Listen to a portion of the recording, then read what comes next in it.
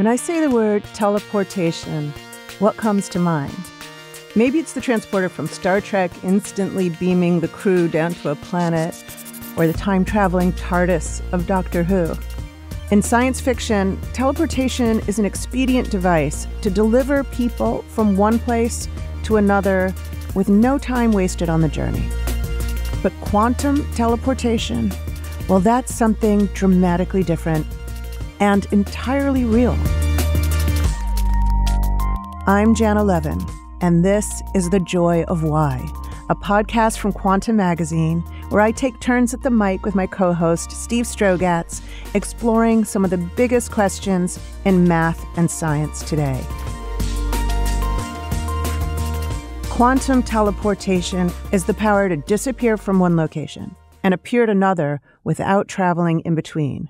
Though we may never match the movies, the technology will likely revolutionize communications, computing, and our understanding of the world around us.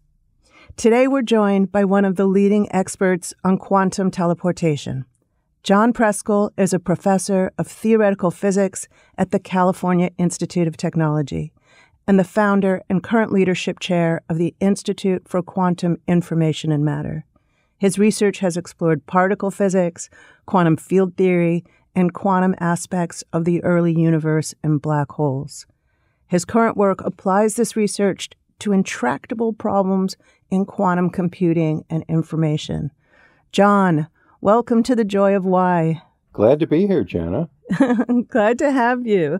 I want to get into the details of this incredibly technical subject, but can you start us off with one of the core concepts, which is the idea of entanglement, quantum entanglement? Well, entanglement is the word we use for the characteristic correlations between parts of a quantum system. First of all, what do we mean by a correlation? We can talk about correlations for ordinary bits. Let's say that you have a bit which is either 0 or 1, and I have a bit which is either 0 or 1. Then if we both have 0 or we both have 1, that's a correlation between our bits. In the case of qubits, they can be correlated in a similar way. When we observe or measure the qubit, the quantum analog of a bit, we acquire a bit. But what's different about the quantum case is that there's more than one way to look at a qubit. So you can think of it as a box that has a bit inside. Inside, there's either a 0 or a 1. And I have two ways of looking inside the box. It's got two doors. I can either open door number 1 or I can open door number 2. And each way I see a bit. And we could have a correlation for both ways. If we both open door number 1, we see some correlation between the bit that you acquire and the bit I acquire. And if we both open door number 2, we see a correlation, which in general could be different. And it's because we have these multiple complementary ways of looking at a qubit that they have correlations that are more interesting and complex than the correlations among ordinary bits. The mystery is this. You can't observe a qubit without disturbing it. This is a very important difference between ordinary information and quantum information. So let's say I disturb my particle and force it to assume a definite state. We can call that a measurement process, or maybe I do it by accident, and I find out it's a 0, and it was correlated with your particle in such a way. Does that truly, as people say, faster than the speed of light, impose on your particle that it assume a certain state in order to respect the correlation? No, sadly, it does not. Oh, I wish it did. If I look at my qubit, it doesn't matter whether you've looked at yours or not. I'm just going to see a random bit. So it's only after we both looked and we talked to one another that we can tell that we had a correlation. But unless we talk, each one of us is just going to observe pure randomness, a bit with an equal chance of being 0 or 1, and there's no way that can convey any information. Now, of course, if we do discuss with each other, that has to travel slower than the speed of light, that part of the communication. Well, it can get pretty close to the speed of light, but no faster. So that's a big issue, that we really can't, even if we have entanglement, send information from me to you faster than the time it takes light to travel from me to you. Entanglement does not change that story. Amazing. Now, here we've discussed entanglement, which dates back to thought experiments that Einstein was doing to try to wrestle with and sometimes against quantum mechanics. Now, why did Einstein famously refer to this as spooky action at a distance, or sometimes the translation is ghostly action at a distance? Well, Einstein felt very strongly that there should be no randomness in the fundamental laws of physics. He felt that if we know everything that can be known, that the laws of physics will allow us to know about a physical system, then we should be able to perfectly predict what we'll see when we observe that system. And entanglement does not obey that principle. There really is true randomness in the world. Even if we know everything about that entangled pair of qubits that you and I share, still, you are powerless to predict what you see when you look at that qubit. It's just a random bit. And it's not because you don't know, it's that it cannot be known. How does this become an important lever in quantum teleportation? That in and of itself is not quantum teleportation. So how is it exploited? It's a subtle question. So let's talk now about what quantum teleportation is. Please, yes. So you're in New York now, right? I'm in New York, yeah. All right, Janna, I'm currently in California and you are in New York. Yes. And I happen to have here in California a qubit. It's right here in my hand. It's encoded in a little atom, but quantum FedEx makes mistakes sometimes. So they sent me this qubit, but it was intended for you. Okay? Mm-hmm. So somehow I have to figure out how to get my qubit over to you. And if we had some conduit that we could use to send the atom from California to New York, that would be one way of getting the qubit over to you. But we don't have any such connection that I can use to send atoms. But you don't want the atom, you want the information that's in the atom. Well, it so happens that you and I cleverly had the foresight to create a pair of entangled qubits yesterday, anticipating that we might be able to make use of them at some point. And here's what I can do. I can take this qubit that I received today. I don't know what information is in it. It's some qubit that was delivered to me. And I can observe it together with my half of the entangled pair of qubits that you and I share. And now I'm observing two qubits, and I do it in let's call it an entangled measurement. We look at the two collectively. I can get 2 bits of information from observing them. And then now, over an ordinary communication link, like what we're using now, I can send those 2 bits of information to you. And then you can use those 2 bits of information to perform an operation on your qubit in New York. And now that qubit in New York has all the same quantum information as that mystery qubit which I received today. I don't know what the state of that qubit is. And in fact, I destroy it in my lab when I observe it, but we're able to reincarnate it, so to speak, in New York. And you only need those 2 bits of information in order to reconstruct that qubit perfectly. That's quantum teleportation. So in some sense, you had a quantum state in California that you wanted me to be able to reproduce in New York without sending it via FedEx, driving across the country. You wanted me to be able to do it without physically moving anything in between. So you figured out this clever way for me to reconstruct the state in my own lab with just those simple instructions.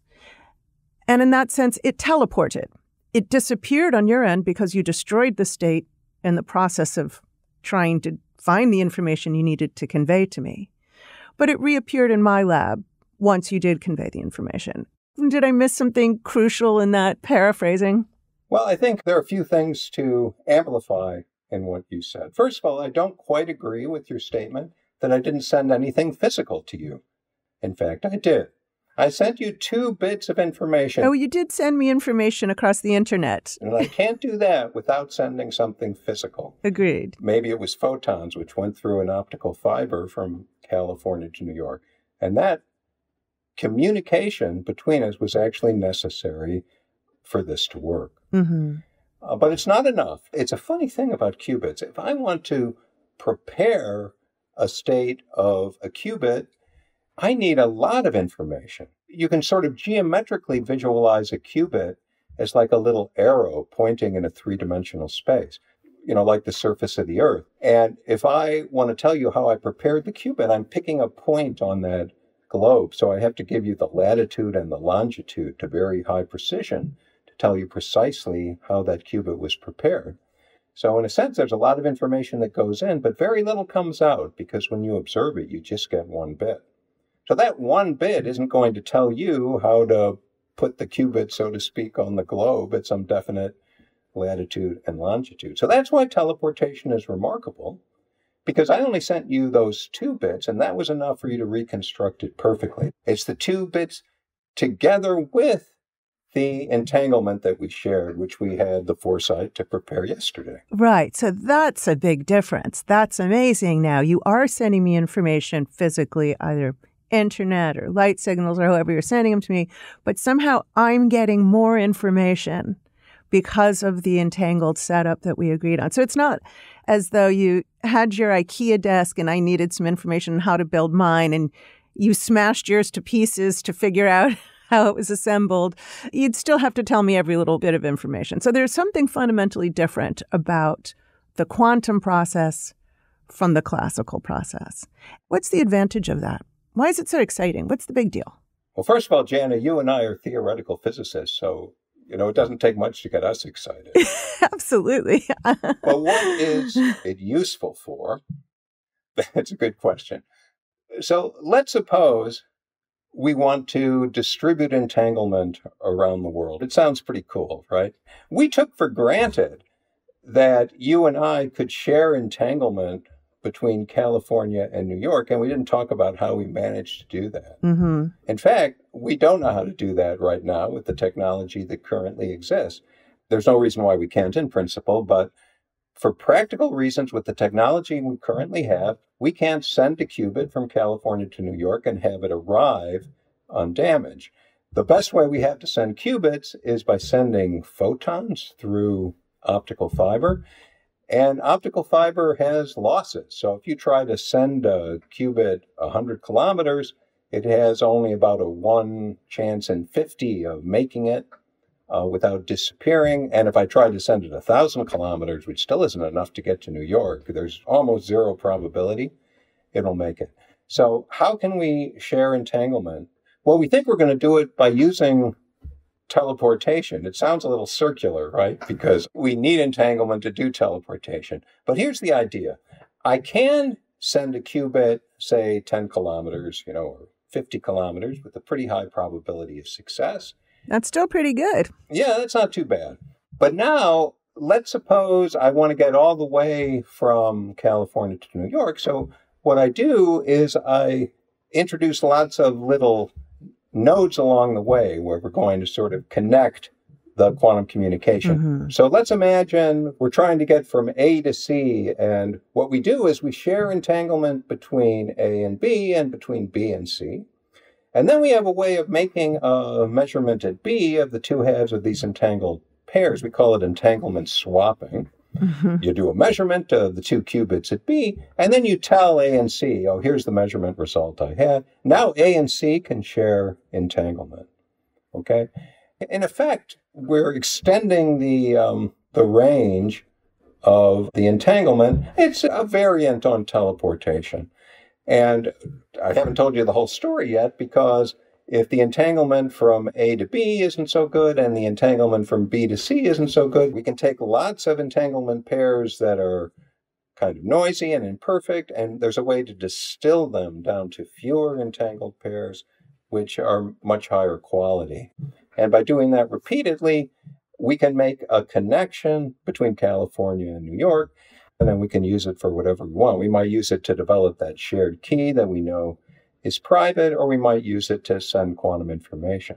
Here's a more mundane, shorter distance way in which we can use teleportation.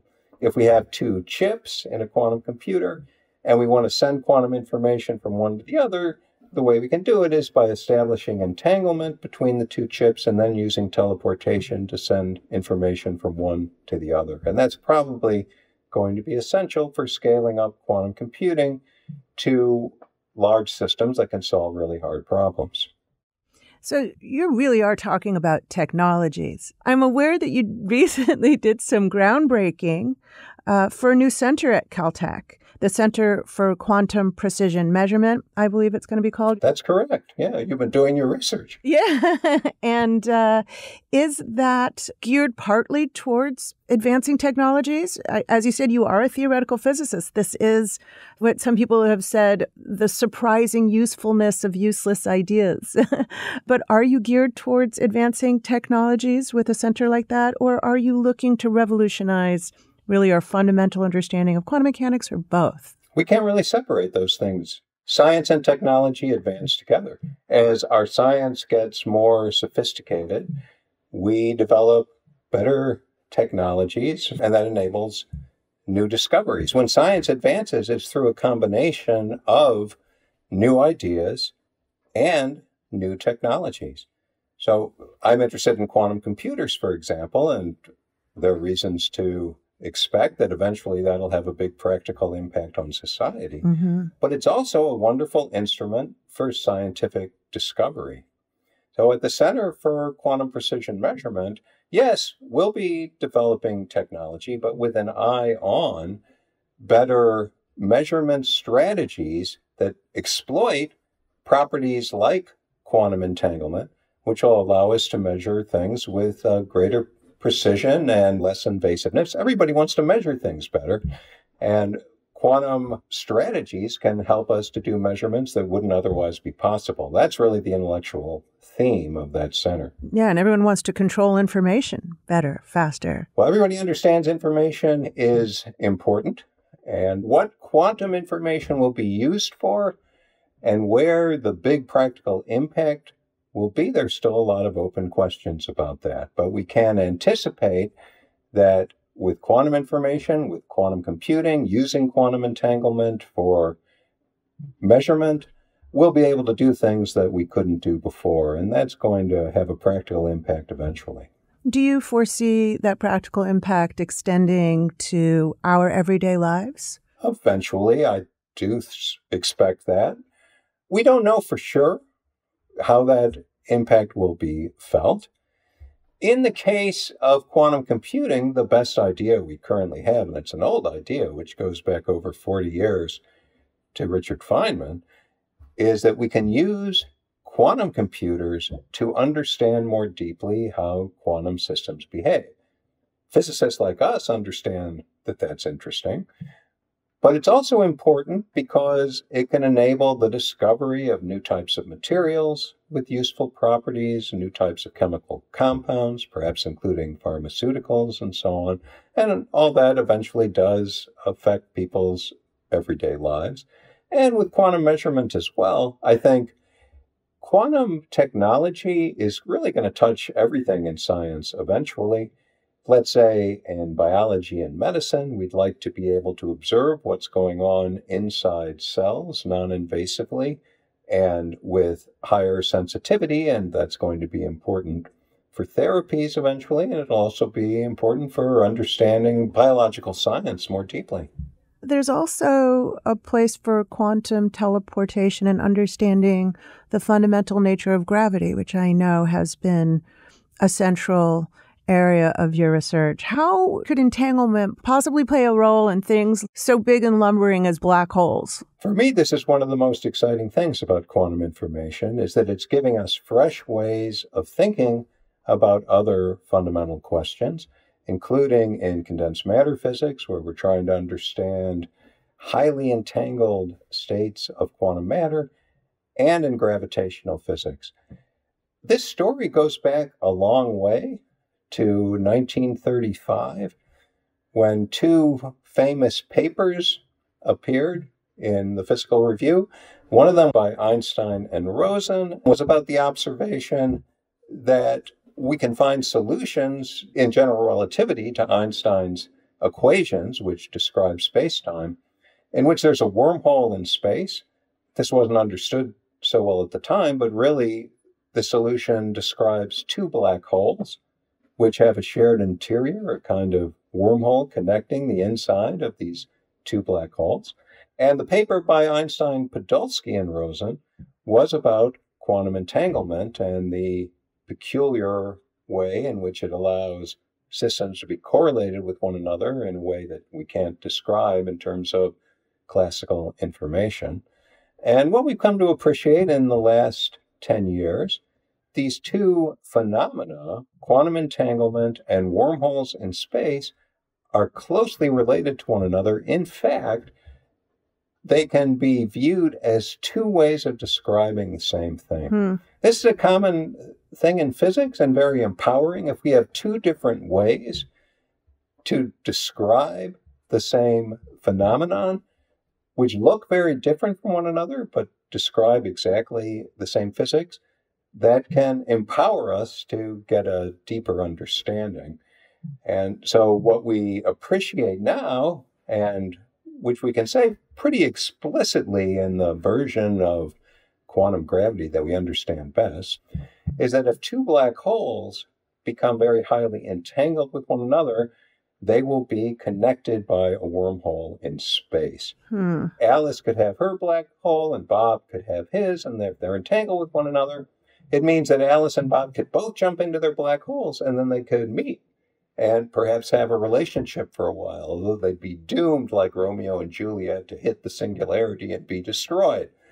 But we can make it even more fun, and this is where teleportation comes in. We can make a wormhole in space under just the right conditions traversable. The original wormhole that was originally described by Einstein and Rosen is an example of a non-traversable wormhole. That means you can't jump in one end and come out on the other end. But what we've come to appreciate is that it's actually possible in quantum theory to send in a negative energy pulse into a black hole. You normally send matter into a black hole. It makes its event horizon move outward a little bit. That negative energy pulse can make it move inward a little bit. And that's just what we need to be able for Alice to throw a bit or a qubit into her black hole and for it to come out at a Bob's end. This is really a form of quantum teleportation. So I think that's really fun because it suggests that gravitational intuition can help us to understand the behavior of very complex quantum systems, which otherwise would seem very non-intuitive. It's an absolutely awesome and fascinating turn to delve that deep into the quantum to try to understand the large-scale phenomena like very existence of black holes or their survival. And I'm going to sneak in one question about the evaporation of black holes and how quantum teleportation could be relevant in understanding how, if Alice jumps into her black hole, her information may not ultimately be lost, and that quantum teleportation might be a way for us to recover what happened to Alice after she jumped into the black hole. Well, I knew when I got together with Janna Levin, we'd eventually be talking about black holes. So. I can turn any conversation to a conversation about black holes. No surprise there. Actually, I think what I just described does give us insight into the process by which information escapes from black holes, which we believe that it does, that the laws of physics don't allow information to be destroyed. Even when it falls into black holes and the black holes evaporate, it just gets scrambled up into some form that's exceedingly hard to read.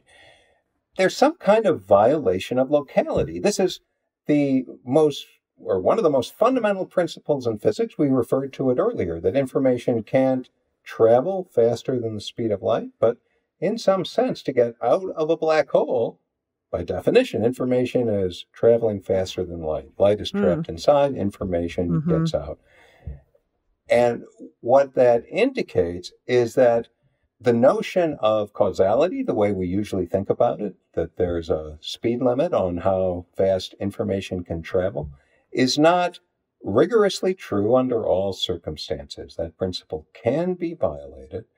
And space-time itself may not really be a fundamental notion. Rather, it's an emergent property of some complex quantum system in which things are highly entangled.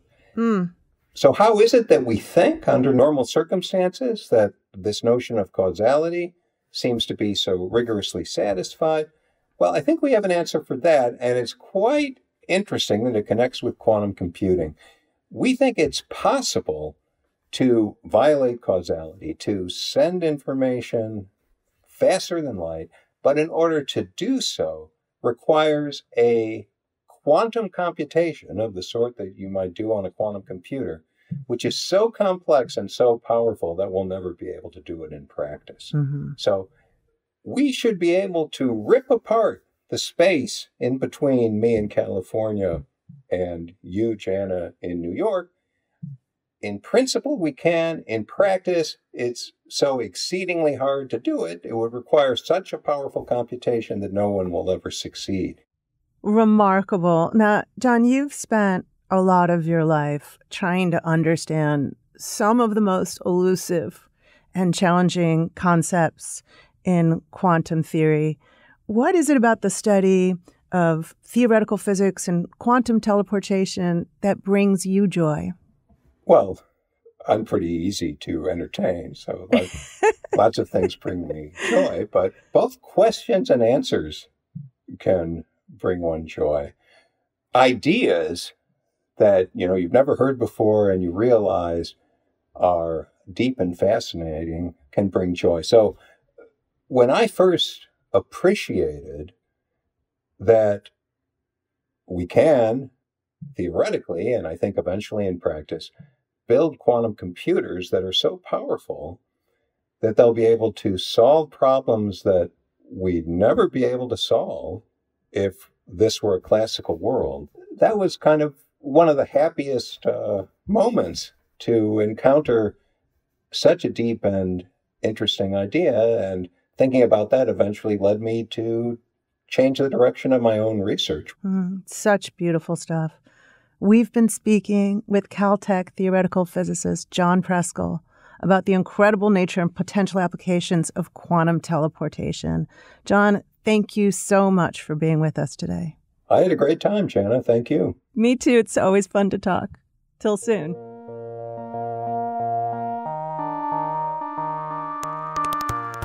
The Joy of Why is a podcast from Quanta Magazine, an editorially independent publication supported by the Simons Foundation.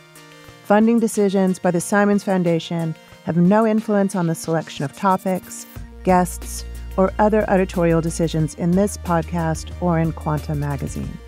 The Joy of Why is produced by PRX Productions. The production team is Caitlin Faulds, Livia Brock, Genevieve Sponsler, and Merritt Jacob. The executive producer of PRX Productions is Jocelyn Gonzalez. Morgan Church and Edwin Ochoa provide additional assistance. From Quanta Magazine, John Rennie and Thomas Lynn provided editorial guidance with support from Matt Karlstrom, Samuel Velasco, Nona Griffin, Arlene Santana, and Madison Goldberg. Our theme music is from APM Music. Julian Lin came up with the podcast name. The episode art is by Peter Greenwood, and our logo is by Jackie King and Christina Armitage. Special thanks to the Columbia Journalism School and Bert Odom Reed at the Cornell Broadcast Studios. I'm your host, Janna Levin. If you have any questions or comments for us, please email us at quanta@simonsfoundation.org. Thanks for listening.